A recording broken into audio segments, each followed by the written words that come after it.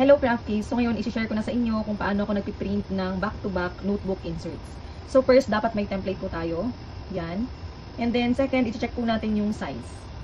Dapat magkaparehas po yung size ng bond paper na gagamitin ninyo dito sa size ng template ninyo. For me, ang ginagamit ko po ay A4. So that would be 29.7 cm by 21 cm.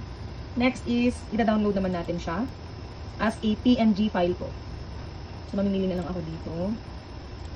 Yan. Once downloaded, open naman po natin yung Microsoft Word. Yes po, sa Microsoft Word po ako nag-print. Next, layout. Check natin yung size, of course, dapat A4. And then, landscape, of course. And then, may custom margin po ako na 0.12 each side. Pwede po kayo mag-edit ng margin dito. Next is, i-insert naman natin yung ating file na dinownload. Yan. As you can see po, mas maluwag dito sa side na ito. So, nag-trial and error ako para magpantay sila. Para magiging pantay din yung output ng pagkakaprint. So, from 11.36, magiging 11.45 siya. Ayan na siya. So, i-duplicate lang natin siya. And then, doon na tayo sa print settings.